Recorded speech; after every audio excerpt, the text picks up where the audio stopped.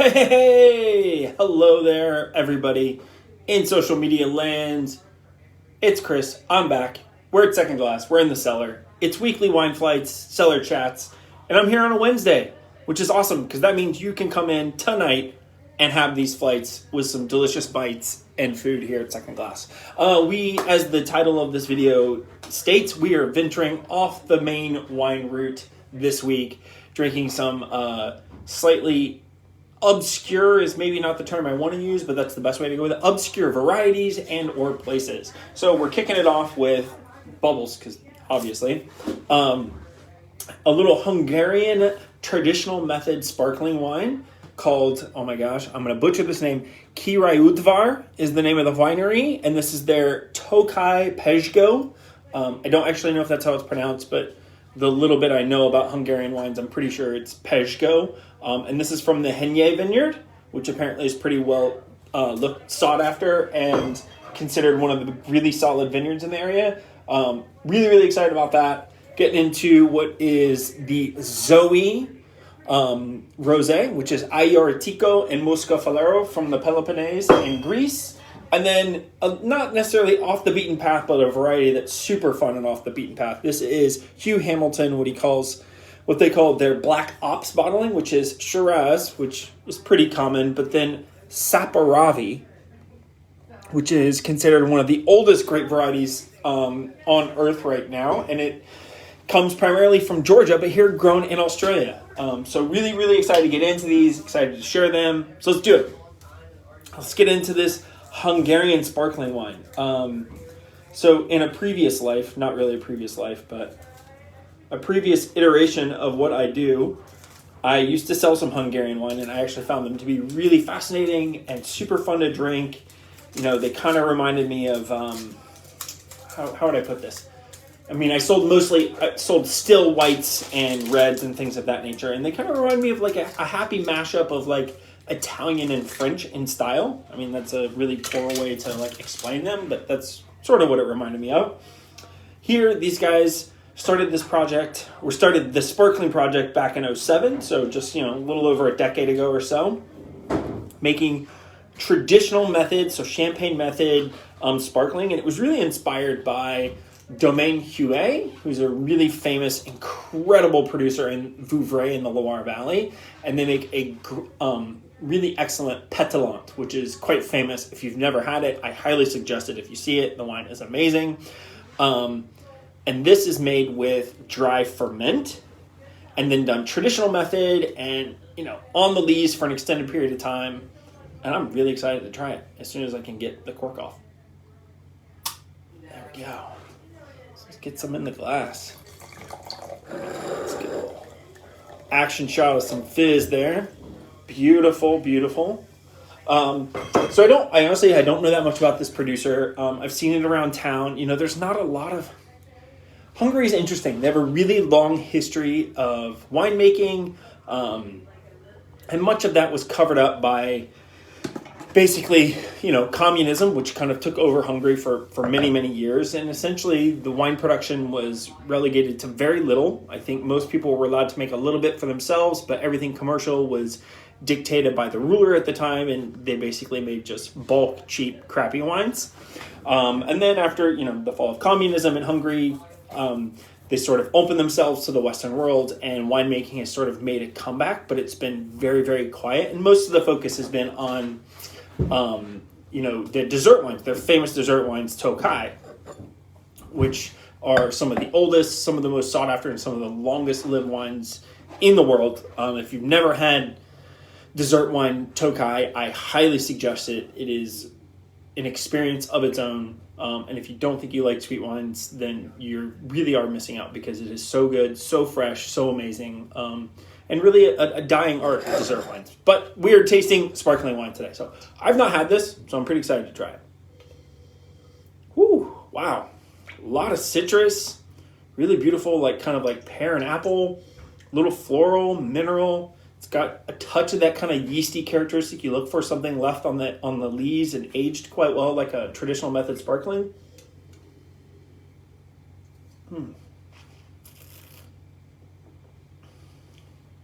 Oh, That is fantastic.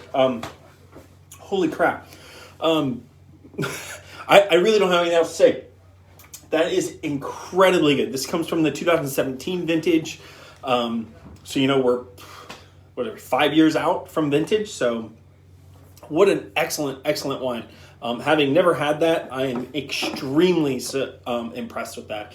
They don't make a lot of this, about 200 cases, so very, very small production. I believe Celeste bought 2 of the very few cases that they actually have here in the state, and I can't say I blame her. This is an incredible wine. The estate actually started farming a little bit more about them while I finish this because it's so good.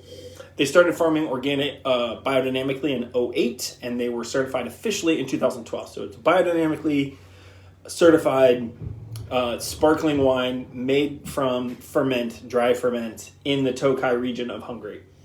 And it is killer. I really want to drink several bottles of this. So,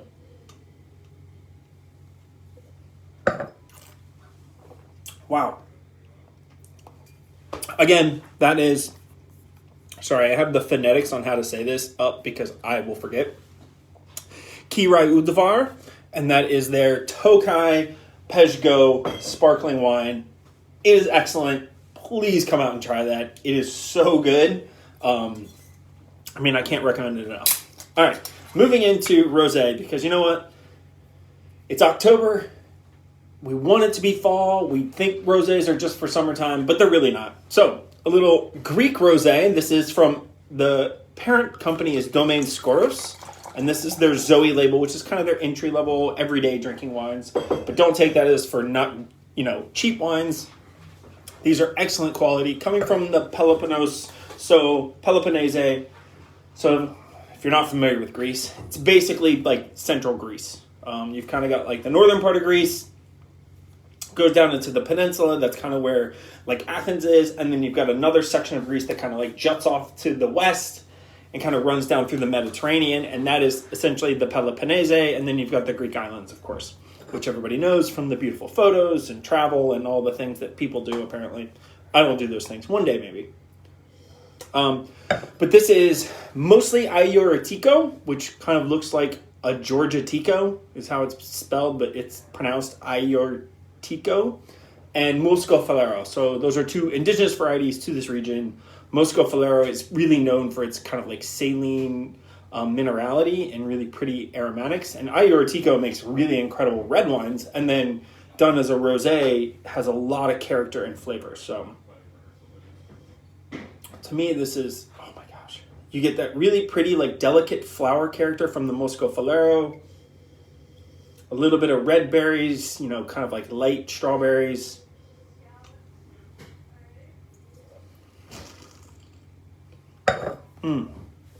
Crisp, light, fresh, but not so light that there isn't anything going on. There's a lot of texture here. I get a little bit of like really ripe cantaloupe, which if you don't like cantaloupe might be a bad thing, but I think it's a good thing. Nice textural element that just kind of carries the flavor across the palate for a very long finish. This is a great wine for the price. It's so good, and a great way to follow up that really excellent sparkling wine. All right, again, that is Zoe, their rosé, and again, here I'll turn it so you guys can see. Iuritico, you guys can kind of read that. It's a little out of focus, and then Muscofalero is the other grape variety. All right, now heading maybe perhaps a little bit more on the more well-traveled route, but definitely a grape variety that is not well known. This is the Hugh Hamilton, what they call the Black Ops, Shiraz, and Saperavi. So Saparavi, most highly regarded red grape in Georgia, the country, not the state.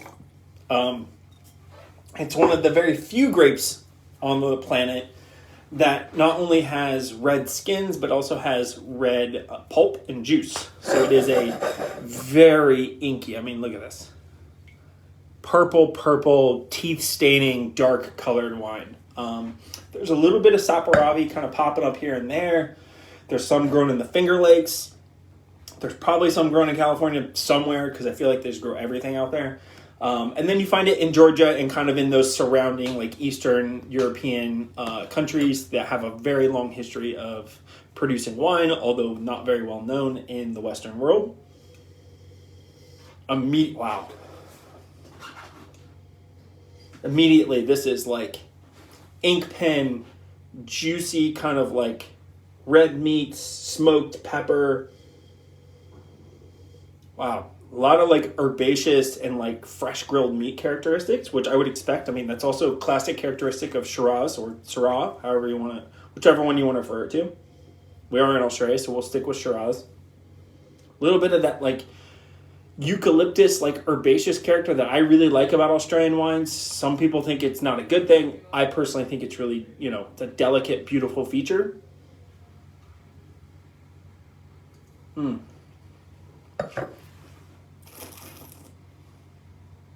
Wow. That is intense. So much flavor, so much going on, but there's actually a really lovely acidity. The tannins are really well integrated. It's soft. I mean, I think, you come in, you get the flight. You're having some bubbles, you're having a few bites. It's still pretty nice outside because, the weather's great. It's, mid-70s right now. You're having that. You move into the rosé. You're maybe having a little thing. The sun's starting to go down. It's getting a little cooler out. And then you've ordered maybe a beef dish or something. And you get this like full-bodied, intense red. And it just kind of works your way through the evening, which is perfect. That's what you want. Wow, that is excellent. What a fun lineup. I love tasting, sharing, and featuring wines and regions that just, people have either never heard of or didn't know made wine. I mean, there's so much fun to be had in wine. And as much as I love wines from places that everybody knows, and it's much easier to highlight and showcase those because people know them and they want to try them, I think it's so much more interesting to do it this way and point out all the things that you had no idea existed. And who knows, maybe you'll find your new favorite. So again, the lineup this week for weekly wine flights here at Second Glass, the Királyduvar, their sparkling Tokaji, 100% ferment, the Zoe Rosé, Ayurtico, and Muscofalero, and rounding it out with this inky purple, delicious little treat from Hugh Hamilton, the Black Ops Shiraz Saperavi. Come in, try these. The flight is amazing. The food is so on point. Chef's killing it back there with his whole team. It's great outside weather. It's warm enough that you're not freezing if you just throw on a light jacket, but not so warm that you're sweating to death. This is prime outside weather, and they have a great patio. So please come support, have some flights, enjoy yourselves, be good, and I'll see you next week.